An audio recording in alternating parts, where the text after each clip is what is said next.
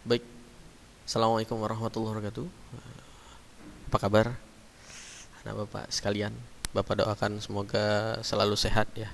Berjumpa kembali dengan bapak di pelajaran IPA kelas 9. Kali ini kita masih belajar tentang listrik statis untuk bagian ketiga ya. Bagian kedua kemarin kita fokus di hukum Coulomb. Bagian ketiga kita belajar tentang medan listrik, beda potensial dan energi listrik ya. Apa itu medan listrik? Apa itu beda potensial? Nanti akan Bapak jelaskan. Di awal, Bapak kasih motivasi. Ayo semangat, ya kan? Belajar agar tidak ketinggalan ya. Semangat terus. Jangan kalah dengan keadaan. Selanjutnya ya, medan listrik ya. Seperti yang kemarin tentang hukum Coulomb, ada dua muatan, positif, ada muatan negatif. Jadi sekitar ini itu ada listriknya yang disebut dengan medan listrik ya kan. Kalau disilahkan itu ada daerah di sekitar muatan yang dapat menimbulkan gaya listrik. Gaya listrik yang mana? Gaya Coulomb yang kemarin ya. Kalian ingat kembali tentang interaksi antar muatan. Ini muatan positif dia saling tolak menolak. Jadi di antara ini ini ada medan listriknya yang menyebabkan akhirnya dia tolak menolak ya kan. Nih, di antara ini ada medan listriknya yang menyebabkan dia tolak menolak. Dan ini negatif, positif, tarik menarik. Ada medan listriknya yang akhirnya menimbulkan gaya listrik yang membuat dia tarik menarik ya kan. Kita lanjut ya. Jadi medan listrik ini digambarkan dalam bentuk garis gaya listrik ya. Jadi kalau digambarkan, kalau muatan positif ya kan, medan listriknya ataupun garis gayanya itu selalu keluar dari muatannya, selalu keluar. Sedangkan negatif selalu menuju ke muatan ya kan, garis gaya listriknya. Bisa dilihat jika muatan positif muatan negatif dekatkan ya kan. Jadi garis gaya listriknya keluar dari positif masuk ke negatif ya. Lihat, positif masuk ke negatif, positif masuk ke negatif. Dan jumlah garisnya ini sama jika besarnya sama ya. Tapi apabila ini positif dengan positif ya kan.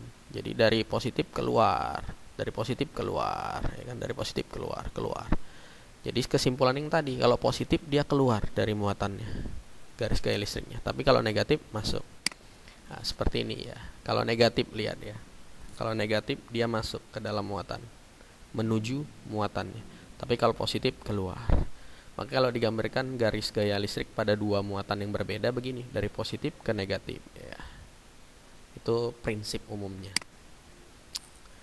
Kita lihat bagaimana cara menghitung kuat medan listrik ya. Ini Bapak buat cepat saja.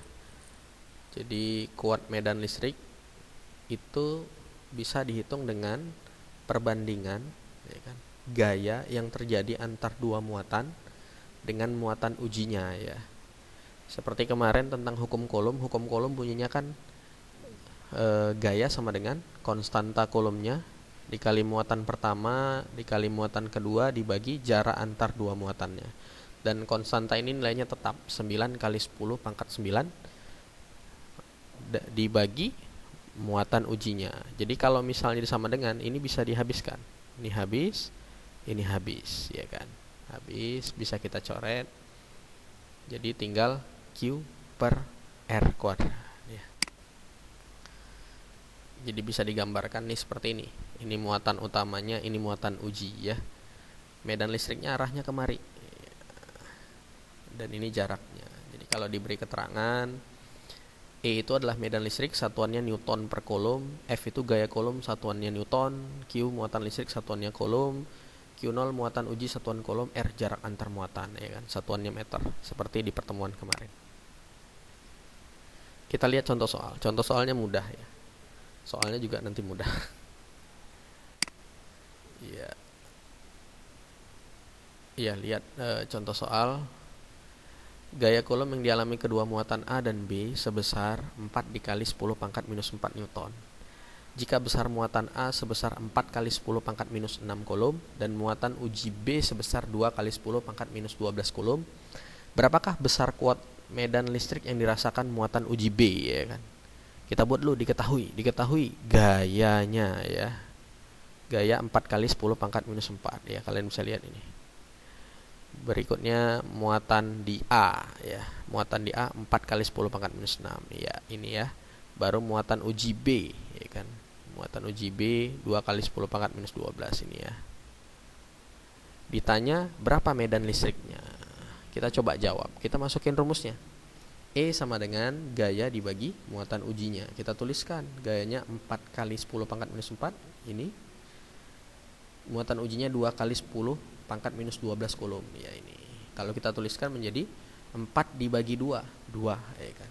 Baru ingat pelajaran kemarin, jika ada bilangan yang sama, bilangan pokoknya sama-sama 10 dan posisinya dibagi seperti ini, pangkatnya dikurangi. Berarti 10 pangkat minus 4 ya, minus 4 dikurang minus 12 ya. Sama dengan minus 4 dikurang minus 12 menjadi minus 4 ditambah 12 sama dengan 8. Berarti jawabannya 2 dikali 10 pangkat 8 Newton per Coulomb ya.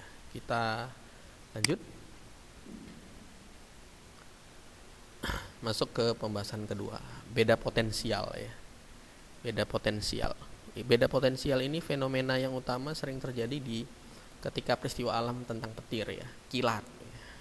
Di Al-Quran itu ada, di surat Ar-Rum ya, ayat 24 dijelaskan tentang kilat petir itu.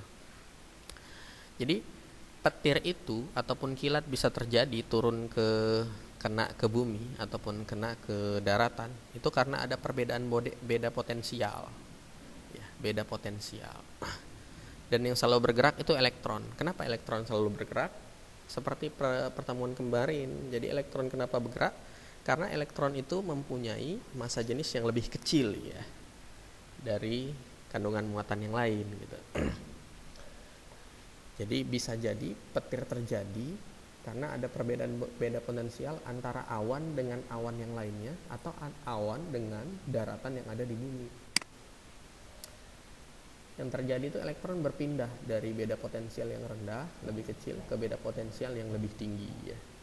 Jadi kalau misalnya dia dari awan ke bawah, berarti beda potensial yang terjadi adalah di awan itu kecil dia beda potensial, di daratan tinggi, makanya terjadi perpindahan. Jadi di awan negatif bisa dilihat, jadi di awan itu negatif, daratan itu positif. Jadi dia ada perbedaan beda potensial di situ.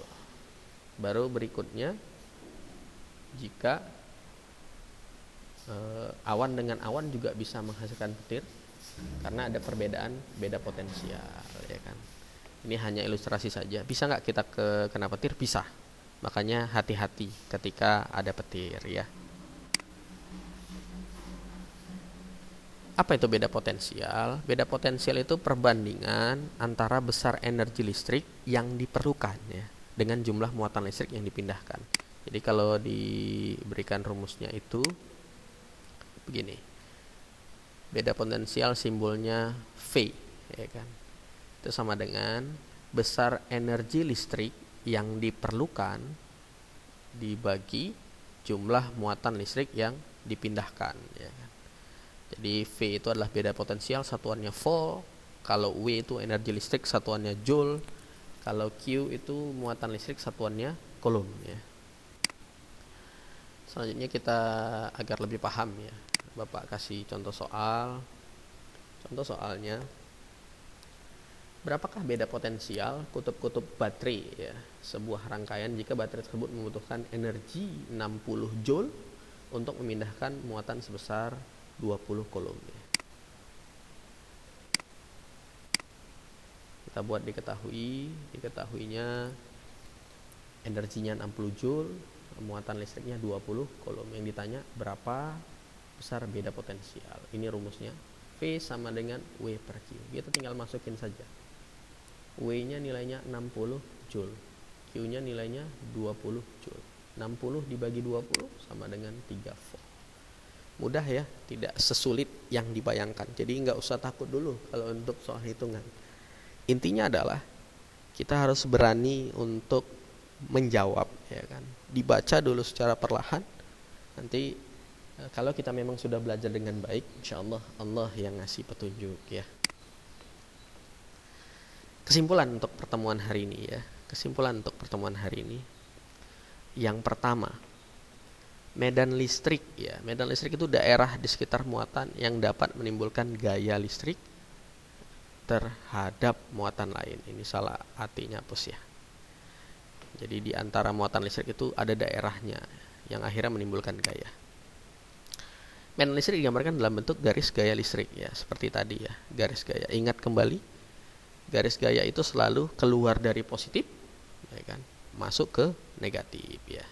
Yang ketiga, beda potensial dapat dihitung dari perbandingan antara besar energi listrik yang diperlukan dengan jumlah muatan yang dipindahkan. Sampai di sini dulu. Terima kasih, ya kan. Insyaallah bermanfaat. Pelan-pelan saja, tidak ada yang perlu kita buru-buru. Kalau memang ada yang ingin ditanyakan, silahkan ya. Assalamualaikum warahmatullahi wabarakatuh.